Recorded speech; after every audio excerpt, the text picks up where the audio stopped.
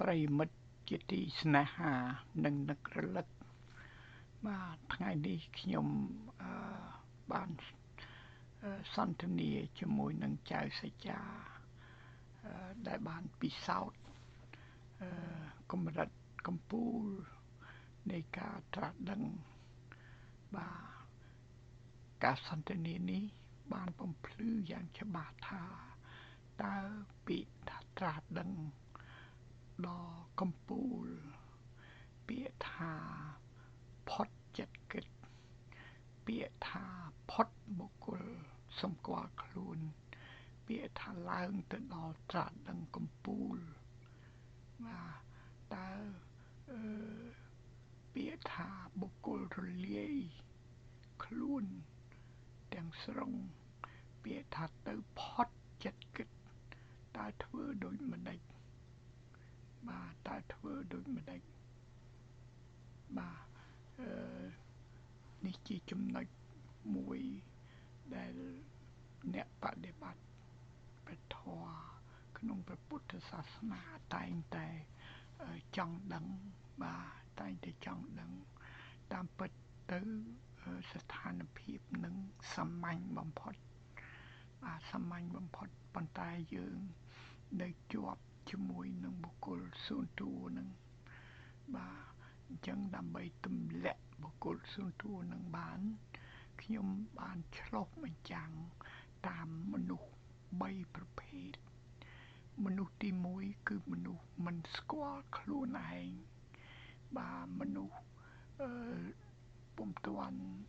ស្គាល់សតិដឹងជីវិតមានសតិដឹងនៅឡើយគឺមនុស្សនឹង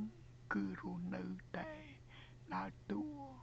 អត្តសញ្ញាណជាកាយជាចិត្តជាអារម្មណ៍ជាបុគ្គលសួនតួបាទដើរតួជាកាយជាចិត្តនឹងរូបខ្ញុំគឺជាកាយនឹងរូបខ្ញុំគឺជាចិត្តឈ្មោះសំណុកឈ្មោះសច្ចាឈ្មោះដាវីនឹងបាទរូបខ្ញុំគឺត្រឹមតែបុគ្គលត្រឹមតែរូបខ្ញុំគឺជារឿងរ៉ាវនៅក្នុងបុគ្គលនឹងឯងបាទអានឹងមនុស្សទី1មនុស្សទី2គឺមនុស្សមានភ័ព្វសំណាងបានឡើងទៅជាសតិដឹងបាទឡើងទៅស្គាល់ថាអូនៅក្នុងខ្លួនអាត្មាឯងនឹងមានសតិដឹងតាមានអ្នកឈរមើលមកកាយមើលចិត្តពេលដែលអារម្មណ៍ភ័យមកដល់យើងទៅជាសតិដឹងទៅឈរមើលពេលនឹងអារម្មណ៍ភ័យរលាយខ្សោនៅមុខយើងនឹងបាទពីព្រោះសតិដឹងនឹងអារម្មណ៍ជារបស់ពីរផ្សេងគ្នាដាច់ពីគ្នាណាពេលខឹងមកដល់គ្រាន់តែទៅឈរមើលគឺថាកំហឹងដាច់ប្រៃទៅតែម្ដងបាទប៉ុន្តែនៅក្នុងកម្រិតនេះគឺថាមានសតិតាមដានមើលចិត្តតាមដានមើលកាយបាទតាមដានមើលអារម្មណ៍តាមដានមើលបុគ្គលនៅឡើយដូច្នេះវានៅការផ្គងចិត្តផ្គងសតិទៅរកពិភពខាងក្រៅបាទវានៅជាប់រសេមរសាមប្រធាននឹងកម្មវានៅមានមនុស្ស2នាក់នៅនឹងបាទអានឹងកម្រិតមនុស្សទី2បាទមនុស្សទី2ល្អណាស់ហើយបាទហើយនៅមួយកម្រិតទៀតគឺមនុស្សទី3មនុស្សទី3ហ្នឹងគឺថាសតិដឹងដែលកំពុងតាមដានហ្នឹងតាមដានមើលទៅខាងក្រៅបែរមើលទៅខាងក្រៅហ្នឹងងាកមកខ្លួនឯងតែម្ដងបាទងាកមករកសតិដឹងដែលជាចិត្តបរិសុទ្ធដែលជាប្រមាណដែលជាអាត្ម័នដែលជាធាតុធម្មធាតុអមតៈធម៌ហ្នឹងណាដែលជាចក្រវាលឬក៏មនុស្សពិតដែលជាអីហ្នឹងគឺថាអ្នកមានសតិដឹងហ្នឹងងាកមករកមនុស្សពិតហ្នឹងតែម្ដងមករកធម្មធាតុអមតៈធម៌ហ្នឹងតែម្ដងបាទមករកខ្ញុំធំតែម្ដងបាទ ដោយធ្វើដោយម្លេចដោយថ្វាយកាយថ្វាយចិត្តទៅព្រះនិព្វាននឹងមកថ្វាយកាយថ្វាយចិត្តទៅអមតៈធម៌នឹងតែម្ដងថ្វាយកាយថ្វាយចិត្តទៅមនុស្សសកលនឹងតែម្ដងបាទនេះពេលហ្នឹងគឺថាពុំមានបុគ្គលអ្នកមានសតិដឹងទៀតទេពេលហ្នឹងគឺរលាយខ្លួនទាំងស្រុងคล้ายទៅជា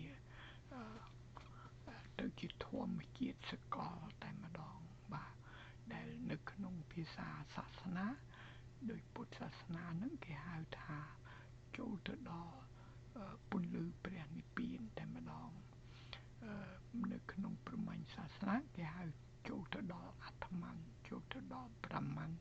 ចូលទៅដល់ព្រះជាម្ចាស់តែម្ដង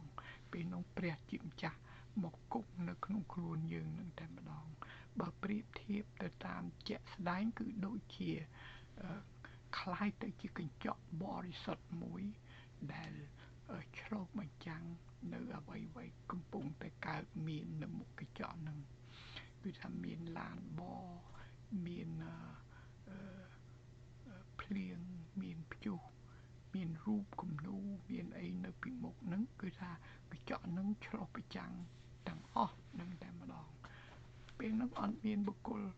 នៅក្នុងហ្នឹងទេមានតែអមតៈធម៌មានតែព្រះនិព្វានមានតែខ្ញុំធំមានតែព្រះជាម្ចាស់បើកភ្នែកនៅក្នុងជីវិតយើងនឹងតែម្ដងបាទសូមលោកអ្នកបន្តស្ដាប់ការសន្ទនាខាងក្រោមនេះលោកអ្នកនឹងបានរកឃើញចំណុចកំពូលមួយដែល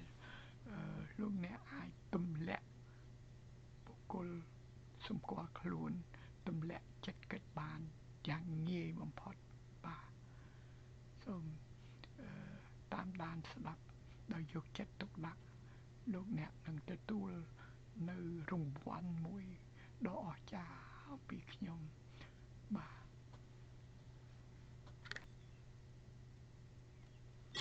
ចាលោកតាចៅសូមគោរពសូមជម្រាបសួរលោកតាចៅព្រោះបានឆ្លើយតបជាមួយលោកតាចៅឡៃប្រតិបត្តិធ្វើតាមនៅពាក្យពេចន៍អ្វីដែលលោកតាបានប្រាប់មកនឹងចៅចង់ដឹងចង់ធ្វើតាមលោកតាមើលឲ្យដឹងថាពិតប្រកបខ្លួនឯងមើលតើយ៉ាងម៉េចប៉ុន្តែបើចំពោះចៅផ្ទាល់ចៅបានធ្វើកន្លងមកក្នុងរយៈពេលប្រហែលថ្ងៃដែលចៅបានស្ដាប់លោកតាហ្នឹងកាលពីមុនមកក៏ចៅបានធ្លាប់ប្រាប់ស្ដាប់លោកតាដែរនៅអ្វីដែលចៅបានចូលទៅសួនកាលោកតាតែបើចំពោះចៅផ្ទាល់ដូចថាពេលប្រហែលជាម៉ោង4អីហ្នឹងម៉ោង4ម៉ោង5អីហ្នឹងដូចថានៅស្រុកខ្មែរដូចថាវានៅមានពន្លឺថ្ងៃរៀងដូចថាមើលឃើញច្បាស់ហើយណាតែគ្រាន់តែមេឃវាត្រជាក់លោកតាហើយចឹងទេដូចថាចៅឈួរសម្លឹងមើលទៅផ្កានិយាយទៅអារម្មណ៍ពេលហ្នឹងលោកតាឲ្យតែចូលដល់សួនច្បារនៅមុខផ្ទះហ្នឹងចៅសម្លឹងមើលពីផ្កាមួយទៅផ្កាមួយហ្នឹងដូចថាយើងមានអារម្មណ៍លងលក់នៅក្នុងហ្នឹងហ្មងប៉ុន្តែអារម្មណ៍លងលក់ហ្នឹងសតិយើងអត់មានដឹងថាចៅបានសម្លឹងមើលផ្កាឬមួយមើលផ្កានឹងពិចារណាអីលោកតាគូលងទៅតែម្ដងដូចថាភ្នែកចៅនឹងសម្លឹងមើលផ្កាមួយទៅផ្កាមួយផ្កាមួយទៅផ្កាមួយដូចមានអារម្មណ៍ស្វាយនៅក្នុងហ្នឹងណាតែស្វាយដោយមិនពិចារណាហើយក៏សតិនឹងអត់បានដឹងថាខ្លួនឯងកំពុងតែមើលផ្កាដែរលោកតាគឺមើលនិយាយរួមសម្លឹងគឺមើលដឹងស្វាយតែអត់ដឹងថាពិចារណាអីទាំងអស់ហ្មងគឺដែលមានស្វាយមានអារម្មណ៍ត្រជាក់នៅក្នុងខ្លួនក្តីសុខនៅក្នុងខ្លួនតែអត់មានពិចារណាអីចេញទេហើយវិញ្ញាណប្រលឹងហ្នឹងគឺត្រជាក់ត្រជុំនៅក្នុងសួនផ្កាហ្នឹងហ្មងសម្លឹងពីផ្កាមួយទៅផ្កាមួយនិយាយទៅគឺមានក្តីសុខលោកតាពេលដែលចៅសម្លឹងមើលផ្កាគឺមានក្តីសុខបំផុតក្តីសុខដោយមិនពិចារណាអីទាំងអស់ហ្នឹងបើចំពោះចៅដែលចៅដកពិសោធន៍ខ្លួនឯងព្រោះអីចៅនិយាយទៅ15ឆ្នាំ16ឆ្នាំមកហើយគឺចៅទឹមតែចៅបានសម្លឹងមើលផ្កាដែលចៅដាំខ្លួនឯងដូចរយៈពេល3 4ខែហ្នឹងមកទេលោកតាដូចចៅបានជម្រាបលោកតាពីមុនមកចឹងពីមុនចៅរស់នៅក្បែរសមុទ្រចៅអត់ដែលមានផ្កាទេហើយសូម្បីតែចៅរស់នៅក្បែរសមុទ្រចៅធ្វើសមាធិក៏ចៅនៅស្ដាប់សំឡេងទឹកសមុទ្រសតិដឹងចៅនឹងថាចៅកំពុងតែស្ដាប់ទឹកសមុទ្រណាតែបើចំពោះចៅមកដល់សួនផ្កាវិញ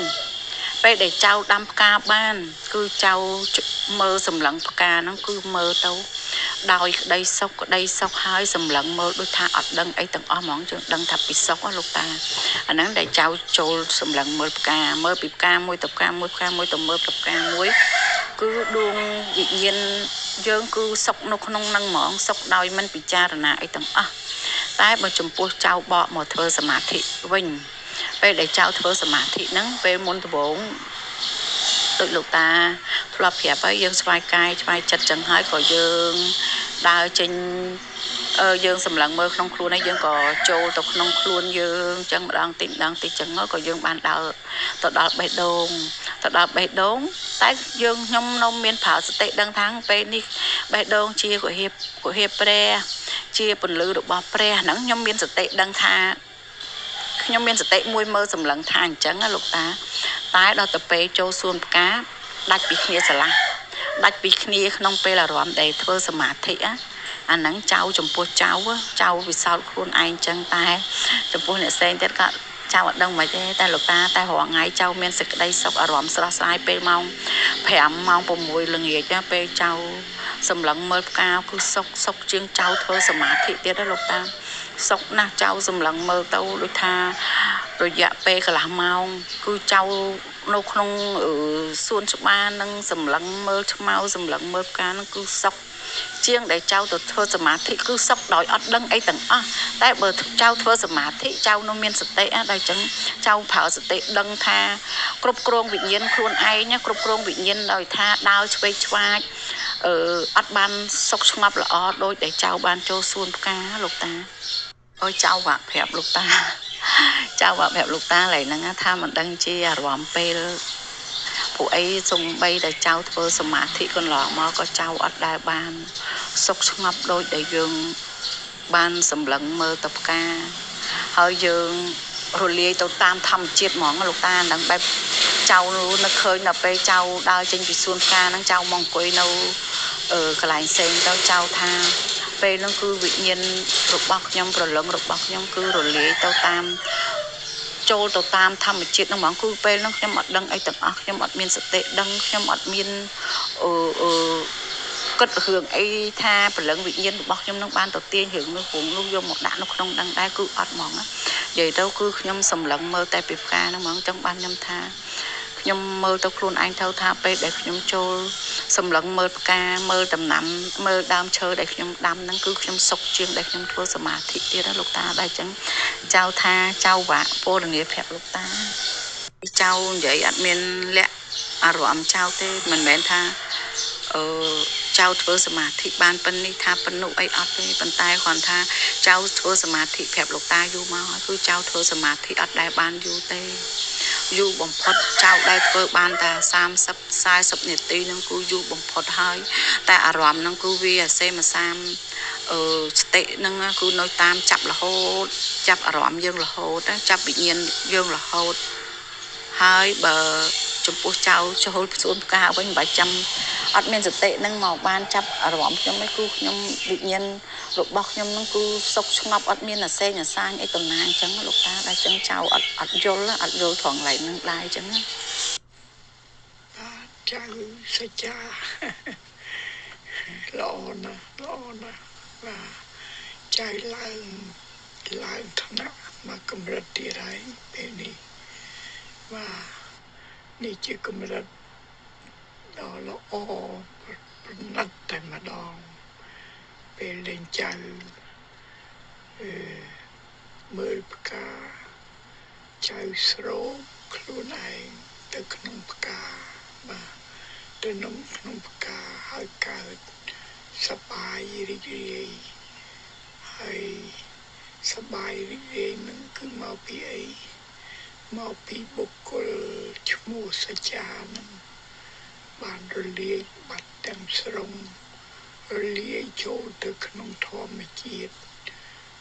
ចូលទៅក្នុងធម្មជាតិផ្កានឹងបាទគឺថាឃើញតែផ្កាអត់មានឈ្មោះសច្ចានៅនឹងទេអស់នៅបុគ្គលសង្កត់ខ្លួនអស់លេង ហើយបុគ្គលសង្កល់ខ្លួននឹងឯងដែលជាចិត្តគិតដែលតែងតែគិតទៅនេះគិតទៅនោះគឺបុគ្គលផ្ទាល់ខ្លួននឹងឯងដែលជាចិត្តគិតនឹងតែពេលដែលសម្លឹងមើលផ្កាបុគ្គលនឹងវារលាយខ្លួនទៅក្នុងធម្មជាតិទាំងមូលហើយពេលដែលរលាយខ្លួនទៅក្នុងធម្មជាតិមិនមែនមានន័យថាអត់មានអ្វីទាំងអស់ទេគឺពេលនោះតួអង្គសច្ចារលាយបាត់ប៉ុន្តែនៅតែសតិដឹងសុទ្ធតែម្ដងសតិដឹងនៅនឹងសតិដឹងនឹងឯងសតិដឹងនៅម្នាក់ឯងពេលនឹងប្រៀបដូចជាកញ្ចក់អញ្ចឹងកញ្ចក់ហ្នឹងគឺថានៅក្នុងកញ្ចក់ហ្នឹងមានអ្វីដែលនៅពីមុខវាឆ្លុះប្រចាំងហើយតែពេលនេះកញ្ចក់ហ្នឹងឆ្លុះប្រចាំងឃើញផ្កាបាទហើយនឹងទេសភាពជុំវិញហ្នឹងគឺថាក៏កញ្ចក់ហ្នឹងឆ្លុះប្រចាំងដែរបើមានមេអំបៅមានអីក៏មានខ្យល់បក់អីហ្នឹងគឺថាមានទាំងអស់នៅក្នុងកញ្ចក់ហ្នឹងប៉ុន្តែតួអង្គសច្ចាអត់មាននៅនឹងទេ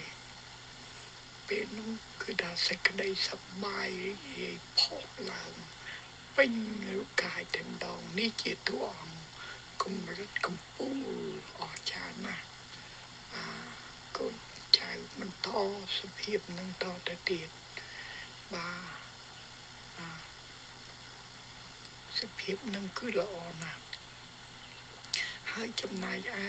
ចៅសមាធិក៏ដូចគ្នាដែរចៅធ្វើបានកម្រិត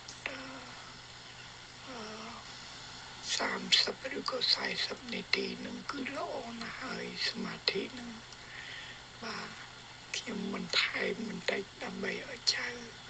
បានច្បាស់ថែមទៀតគឺថាពេលដែលចៅចូលទៅដល់បេះដូងពេលនោះឯងសតិដឹង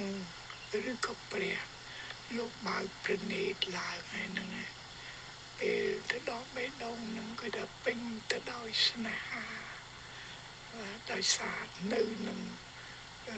ព្រះហស្ថព្រះនៅនឹងព្រះហស្ថព្រះ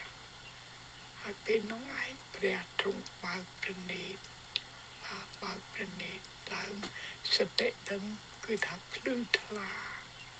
ហើយចៅបាននិយាយថាពេលនោះសតិដឹងតាមចាប់ណាតាមចាប់ចិត្តសតិដឹងតាមចាប់កាយមានន័យថាសតិដឹងអាចមើលឃើញថាចិត្តនឹងកំពុងតែច្បោកច្បល់អញ្ចឹងណាចិត្តនឹងអាចមើលឃើញថាចិត្តនឹងវាគិតទៅនេះគិតទៅនោះដោយទឹកក្លះក្អមអញ្ចឹងហើយវាមើលឃើញចិត្តនឹងវាមានបំណងប្រាថ្នាចង់នេះចង់នោះ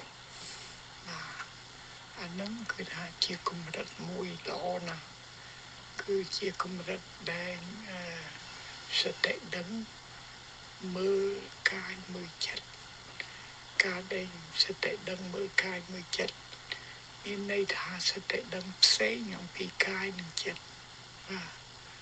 ពេលនឹងឯងគឺថាមានរបស់ពីរផ្សេងគ្នាអញ្ចឹងចៅស្រីបានរួចរំដោះមួយកម្រិតហើយបានរួចរំដោះមួយកម្រិតហើយ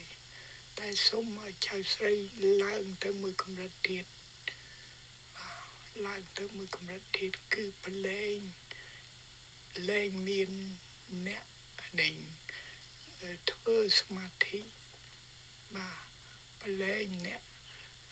សច្ចាអ្នកធ្វើសមាធិនឹងប្រឡែងទៅព្រះទាំងអស់ឲ្យសតិដឹងធ្វើការម្នាក់ឯងអត់មានសច្ចាទៀតទេប្រឡែងទាំងស្រុងបុគ្គលសច្ចានឹងប្រឡែងទៅទម្លាក់បុគ្គលសច្ចាថ្វាយទៅព្រះទាំងអស់អញ្ចឹងនិយាយថាបុគ្គលសច្ចាសូមថ្វាយទៅព្រះអង្គ มันไม่มันโตตามด้านมือไอ้เด็กคือแต่ตุกอ้อยพองลูกบ้านประเนตมือแต่มาดองเป็นยังไงสัจจาคือเจียกันเจาะแต่มาดองก็ขยมยีพระเพียสัจจาจะได้ปัญญาตามปัจจิตทอมไม่จิตทมมวยได้ฉลองเป็นจังเจียกันเจาะตึกเตได้มีนเอาไว้ในพิมกวีคือฉลองเป็นจังเวียประกอบในเป็นนุแต่มาดองประกอบในเป็นนุแต่มาดองประกอบในเป็นนุแต่มาดองมีในธรรมีนตะกเจาะตะเตเดอัดมีนบุคคลสัจจาทิเตกระเจาะขึ้นหาฉลองไปจังไปกรุบยางในสมเลงฉลองมันจังรูปกายกับพุงตังคุยฉลองมันจังในกลุ่มนัดหรือก็บุคคลสัจจาในขนมกลุ่มนัดนั้นแต่กรอนแต่คืนกรอนแต่ดังอันมีนบุคคลสูนตูในขนมนังเดอันมีนสัจจาในขนมอันนั้นคือโดยขณีหนึ่งกามือพกาจังโดยขณีมาโดยขณีคือไปเจอกระเจาะตะเตกระเจาะสะอาดมาอัดมีนเอาไว้ดังออกเป็นนั้นคือสิคือเป็นนั้นคือออกจาแต่มนองเตดอกอะไรสงบเชิงแต่มนองสงบเชิงแต่มนองสงบเชิงแต่มนองใจสัจจายศบานได้มาจังขยมบานนี่สเพียบโดยขณีตื่นหนึ่งการเราเคยตุ่มและบุคคลสัจจาจกแตงโมแตงสรงคล้ายเตยจีกันเจาะฉลองมันจังเอาไปซอบยางทั้งออกได้จุ่มเป็นนิเจียการเล่าธนะทำไมเราบอกใจสัจจายว่าทำปัจจัยสัจจาทรอบเธอตุมรงสมาธิแบบนั้นพิมพ์ไหนเวลาเป็นเด็กใจสัจจาการทุกใจสัจจาตั้งหมดสมดหายมือหอทมมือตึกสมดโลกกรอมเกรงมือไอเธอเป็นน้องใจสัจจาสลงตึกนุ่งลุมหอทอมเกียรติตั้งแต่มาดองมาโจถือคือบุคคลชมูสัจจานังเวรลีคลุนตึกนุ่งทอมเกียรติหายเป็นน้องใจสัจจามีนเทคือมีนแต่กระเจาะในสเตดังแต่เตมีนแต่เปรียแต่เตในที่นู้ให้นี่ให้เดนเชียกาสมรัยดอกจาให้ก็โดยเคลียนึงกาโจตึกขนมปคานังได้มาเป็นแต่ดอสูนจบาคือเจอบ้านมือปกาพิมปกามวยแต่ปกามวยอย่างละอมือคืนตุมรุงเพียบมือคืนปัวมือคืนสมรมาให้ก็เจอสโรปตะขนมปกามาสโรปตะขนมปกาให้เปสโรปแต่นั่นคือเวรลีชมูสจานังบัดมาเราตระลีชมูสจานังบัดตึกเจาะตะเตใจเมาแต่มาดองมากระเจาะในเปรียมาที่เดบใจเมาเป็นโนไอเดินจากสัจจาบ้านนิเยเท่าขยุ่มสบายอันนั้นคือท่าเป็นหนึ่งขมิ้นเปียทาสัจจาหนึ่งอัดเมียนเปียสัจจาเตอัดเมียนชมูสัจจาในขนมเตบุคคลสูนตัวสัจจาระเลบัดบุคคลสูนตัวสัจจาระเลบัดจิตกึดก็ระเลบัดอัดเมียนวิพีอัม ពីល្អអំពីអាក្រក់អត់មានរឿងរាវនៅក្នុងខ្លួនអត់មានអ្វីទាំងអស់គឺពេលនោះសច្ចាគឺរលាយទាំងស្រុងបាទហើយធម្មជាតិពិតឬក៏សតិដឹងសច្ចិតអនន្តាគឺព្រះជាម្ចាស់ចូលមកនៅជាមួយនៅសត្វតែម្ដងគឺជាប្រណេតព្រះបើកតែម្ដងពេលនោះយើងបានចៅស្រីបានទទួលនៅសេចក្តីសុខជាមួយនឹងផ្កានឹងគឺអស្ចារ្យណាស់អស្ចារ្យណាស់បាននេះជាពិសោធន៍ដ៏ឧត្តមឧត្តមបំផុតបាទគឺពិសោធន៍ទៅផុតអំពីចិត្តគិតពិសោធន៍ទៅផុតអំពីបុគ្គលសុនតួបុគ្គលសុនតួរលាយខ្លួនទាំងស្រុងចូលទៅក្នុងធម្មជាតិបុគ្គលសុនតួរលាយទាំងស្រុងចូលទៅក្នុងសកលចក្រវាឡចូលទៅក្នុងព្រះជាម្ចាស់បាទហើយពេលហ្នឹងគឺថាអនន្តាគឺសេចក្តីសប្បាយរីករាយផុសឡើងបាទអនន្តាហ្នឹងគឺសេចក្តីសប្បាយរីករាយដ៏អស្ចារ្យផុសឡើងបាទផុសឡើងបាទសេចក្តីសប្បាយរីករាយនេះមិនមែនដូចសេចក្តីសប្បាយរីករាយក្នុងលោកខាងក្រៅនេះទេលោកខាងក្រៅនេះសប្បាយរីករាយមានពីរយ៉ាងគឺសប្បាយរីករាយគូនឹងទុក្ខសោកបាទល្អគូនឹងអាក្រក់បាទខ្ពស់គូនឹងទាបពន្លឺខ្ពស់នឹងពន្លឺគូនឹងភាពងឹតប៉ុន្តែសប្បាយរីករាយពេលដែលចៅសច្ចាចូលទៅក្នុងកញ្ចក់ទទេហ្នឹងបាទដែលឆ្លុះបញ្ចាំងអ្វីសពយ៉ាងគ្មានបុគ្គលសច្ចាហ្នឹងគឺអនន្តានឹងចេញមកតែម្ដងអនន្តានឹងគឺជាមេត្តាឥតព្រំដែនគឺជាសេចក្តីស្នេហាដ៏ឧត្តមឧត្តមគឺថាខ្ពស់ជាងអ្វីទាំងអស់គ្មានអ្វីទាំងអស់នៅទីនេះបាទនេះហើយនឹងជាការឡើងថ្នាក់របស់ចៅសច្ចាបាទឡើងថ្នាក់ហើយនៅក្នុងការដំណើរការ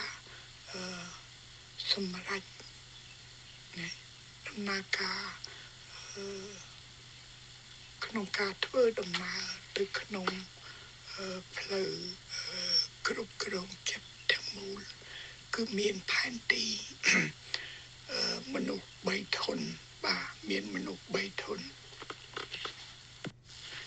បាទមនុស្សមួយធនគឺជាមនុស្សមួយធនគឺជាមនុស្សដែលអត់រកឃើញធម្មជាតិពិតរបស់ខ្លួនមនុស្សនេះគឺរស់នៅតែជាមួយនឹងកាយនិងចិត្តរស់នៅតែជាមួយចិត្តគិតរស់នៅតែជាមួយបុគ្គលส่วนតួឈ្មោះសំណុំឈ្មោះសច្ចាឈ្មោះដាវីឈ្មោះសុខុមឈ្មោះJennifer ឈ្មោះសុកសៅឯនោះបាទហើយមនុស្សនេះគឺថាគិតតែពីរត់តាមពិភពខាងក្រៅខ្លួនបាទហើយម្ល៉េះហើយជីវិតពោពេញទៅដោយទុក្ខសោកគ្រប់យ៉ាងទាំងអស់បាទមនុស្សនេះបាទមនុស្សទី2គឺជាមនុស្សរកឃើញសតិដឹងបាទនឹងឲ្យចៅសច្ចាបានបង្ហាញនៅក្នុងសំឡេងខាងដើមនឹងថាពេលដែលទៅសមាធិគឺថាបានចូលទៅក្នុងបេះដូងហើយសតិដឹងនឹងរបស់សច្ចានឹងតាមចាប់ណានៅព្រឹត្តិការណ៍ខាងក្រៅគឺមានន័យថាសច្ចាសតិដឹងសច្ចានឹងឈរមើលកាយមើលចិត្ត ដូច្នេះវាមានបុគ្គលសតិដឹងសច្ចានៅធ្វើការនៅឡើយទេមិនទាន់រលាយខ្លួនទេអញ្ចឹងវានៅផ្លឹបផ្លែតនឹងបាទអញ្ចឹងអានឹងមនុស្សទី2មនុស្សទី2ជាមនុស្សដែលបានរកឃើញនៅធម្មជាតិខ្លួនហើយគឺរកឃើញសតិដឹងហើយមានសមត្ថភាពនឹងទៅឈរមើលកាយមើលចិត្តខ្លួនឯងពេលណាក៏អាចបើសិនជាមានកំហឹងមកបើសិនជាមានភ័យមកគឺទៅឈរមើលនោះណោចិត្តអញគិតចិត្តអញគិតច្រើនហើយនោះណោចិត្តអញភ័យហើយនោះណោចិត្តអញព្រួយហើយបាទពេលដែលចេះទៅឈរមើលដូចនេះ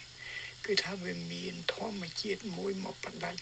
ប្រធាននឹងកម្មឲ្យទៅជារបស់ពីរផ្សេងគ្នាគេណាទៅជារបស់ពីរផ្សេងគ្នាប្រធាននឹងកម្មទៅជាសច្ចាផ្សេងទៅអភ័យផ្សេងទៅព្រួយបារម្ភផ្សេងទៅសច្ចាផ្សេងទៅដូច្នេះពេលនោះគឺថាវាមានការមនុស្សពីរនាក់ហើយគឺថាមនុស្សម្នាក់ដែលឈរមើលហើយម្នាក់ទៀតរបស់មួយទៀតគឺជារឿងរ៉ាវខាងមុខទៅសច្ចាហ្នឹងបាទត្រង់ហ្នឹងគឺថាមានសតិដឹងប៉ុន្តែនៅផ្គងគំនិតទៅលើរឿងរ៉ាវខាងក្រៅហើយនៅមានទស្សនភាពសច្ចានៅក្នុងនឹងដែលមានសតិនឹងអញ្ចឹងវាអត់ទាន់បាច់ទេបាទនឹងជាមនុស្សទី2មនុស្សទី3គឺថាត្រូវតែប្រដាច់សច្ចាអ្នកមានសតិដឹងនឹងថែមទៀតបាទត្រូវប្រដាច់សច្ចាមានអញ្ចឹងដើម្បីផ្ដាច់បានចៅសច្ចាមានលទ្ធភាពថ្វាយកាយថ្វាយចិត្តជូនព្រះគឺថាខ្ញុំតូចសច្ចាហ្នឹងគឺថ្វាយអ្វីទៅខ្ញុំធំទៅសតិដឹងទាំងតែម្ដងគឺថាទៅសតិដឹងបើសច្ចាមានព្រះនៅក្នុងខ្លួនគឺថ្វាយទៅព្រះនឹងតែម្ដងបាទថ្វាយទៅព្រះនឹងតែម្ដងដូច្នេះពេលថ្វាយទៅនឹងគឺសច្ចានឹងលែងបែរមុខទៅរកអតីតកាយនឹងចិត្តទីđấyបែរមុខត្រឡប់ទៅរកខ្លួនឯងទៅរកមនុស្សពិតនៅក្នុងខ្លួនទៅរកសច្ចានឹងអញ្ចឹងពេលហ្នឹងទម្លាក់នៅបុគ្គលឈ្មោះសច្ចានឹងថ្វាយទៅព្រះនៅខាងក្នុងខ្លួននឹងថ្វាយទៅខ្ញុំធំនៅខាងក្នុងខ្លួនថ្វាយទៅធម្មជាតិធំនៅក្នុងខ្លួនពេលដែលសច្ចានៅក្នុងសួនច្បារគឺសច្ចាធ្វើហ្នឹងឯងគឺថាសច្ចាត្រឡប់ទៅព្រះនៅក្នុងខ្លួនសច្ចាត្រឡប់ទៅធម្មជាតិធំនៅក្នុងខ្លួនទៅផ្កាហ្នឹងគឺថាសូបខ្លួនឯងចូលទៅក្នុងហ្នឹងរលាយខ្លួនបាត់តែម្ដងពេលហ្នឹងគឺថាសតិដឹងនៅនឹងសតិដឹងអត់មានផ្គងចិត្តទៅណាទៀតទេបាទសតិដឹងសុទ្ធតែម្ដងសតិដឹងឬក៏យើងអាចនិយាយថាព្រះសុទ្ធតែម្ដងនៅពេលនោះព្រះទ្រង់គង់មើលព្រឹត្តិការណ៍អ្វីសពយ៉ាងទាំងអស់ពេលនោះពេលនោះសច្ចាអស់រលីងឈ្មោះសច្ចាអត់មានទៀតទេចិត្តគិតអត់មានទៀតទេល្អនិងអាក្រក់អត់មានទៀតទេសប្បាយរីករាយនៅក្នុងលោកអត់មានទៀតទេសប្បាយនឹងការទុកអត់មានទៀតទេគឺរលីងទៅទេស្អាតបរិសុទ្ធជាកញ្ចក់ថ្លាឆ្វង់ដែលឆ្លុះបញ្ចាំងនៅអ្វីគ្រប់យ៉ាងដែលកំពុងតែកើតមាននៅពីមុខនោះជាសំឡេងគឺថាក៏លឺសូរនៅក្នុងនោះប៉ុន្តែអត់មានចិត្តគិតទេណាបាទជាខ្យល់បក់ក៏មាននៅក្នុងនោះបើសិនជាសច្ចានឹងគិតអីគឺថាក៏មានឆ្លុះប្រចាំងនៅនោះប៉ុន្តែអត់មានអ្នកគិតអត់មានអ្នកព្រួយអត់មានស្អីទាំងអស់ បាទស្អីគ្រាន់តែជាកញ្ចក់ទទេថ្លាឆ្វង់គ្មានតួបុគ្គលគ្មានចិត្តគិតនៅទីនោះនេះហើយដែលជាការដែលចៅសច្ចាបានទៅដល់ដូច្នេះសរុបមកវិញមានមនុស្ស3យ៉ាងមនុស្សទី1គឺមនុស្សពុំទាន់ស្គាល់ខ្លួនឯងជាណាគឺថាតែងតែចុះទៅដើរតួជាកាយជាចិត្តជាអារម្មណ៍បាទទី2គឺមនុស្សបានស្គាល់សតិដឹងប៉ុន្តែនៅសល់បុគ្គលនៅទីនោះគឺបុគ្គលសច្ចានឹងមានសតិដឹងតាមដានមើលចិត្តគិតតាមដានមើលអារម្មណ៍ភ័យព្រួយកើតទុក្ខតាមដានមើលឃើញកាយធ្វើសកម្មភាពសពយ៉ាងប៉ុន្តែពេលនេះគឺដែលនៅមានផ្គងសតិនឹងនៅតាមដានមើលដូច្នេះមានប្រធាននឹងកម្មនៅឡើយទេបាទជំហាននឹងមនុស្សទី2មនុស្សទី3គឺជាមនុស្សថ្វាយអ្វីៗទៅព្រះតែម្ដងថ្វាយអ្វីៗទៅធម្មជាតិសរុបតែម្ដងថ្វាយអ្វីៗទៅសតិដឹងតែម្ដងពេលនោះតួអង្គសច្ចានឹងគឺថាបែរខ្លួនត្រឡប់ទៅរកខ្លួនឯងត្រឡប់ទៅរកសតិដឹងធំហើយក៏ស្រូបខ្លួនឯងអស់រលាយខ្លួនទៅក្នុងសតិដឹងធំនឹងតែម្ដងហើយពេលនោះឯងនៅក្នុងតួអង្គនគរសច្ចានឹងមានតែកញ្ចក់ទទេដែលឆ្លុះបញ្ចាំងនៅព្រឹត្តិការណ៍អ្វីសពយ៉ាងនៅក្នុងខ្លួននឹងតែម្ដងនេះជាចំណុចចុងក្រោយបើសិនជាចំណុចចុងក្រោយដែលចៅសច្ចាបាននិយាយថា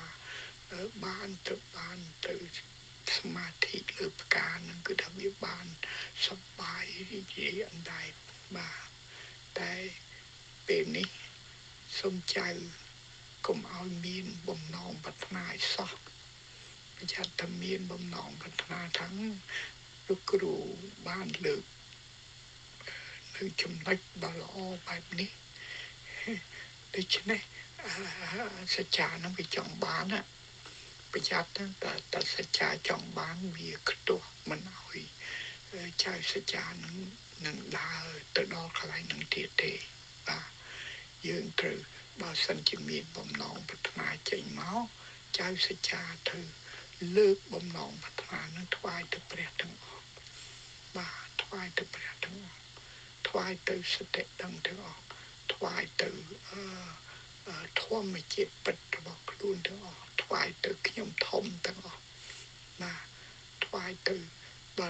ថ្វាយទៅព្រះវាស្រួលបំផុតបាទបើយើងនិយាយថាថ្វាយទៅខ្ញុំធំនឹងវានៅមានតែបើយើងនិយាយថាថ្វាយទៅព្រះតែម្ដងអានឹងវារលាយឆានឹងបាត់ទៅជាមនុស្សទី3ហើយគឺទៅជាកញ្ចក់ឆ្លុះបញ្ចាំងអ្វីសពយ៉ាងទាំងអស់បាទនេះជាការរកឃើញមួយដ៏អស្ចារ្យចៅបានឡើងទៅមនុស្សទី3ហើយបាទឡើងទៅមនុស្សទី3ហើយក្នុងការរស់នៅធម្មតាហ្នឹងក៏យើងអាចចូលទៅមនុស្សទី3នឹងបានងាយដែរបាទធ្វើម៉េចដើម្បីចូលទៅគឺថាចៅសច្ចាគ្រាន់តែពេលហ្នឹងទម្លាក់អាចចិត្តគិតនឹងចុះទៅបាទទម្លាក់ចិត្តគិតចុះទៅទម្លាក់ឈ្មោះសច្ចានឹងចុះទៅទម្លាក់បុគ្គលណាបុគ្គល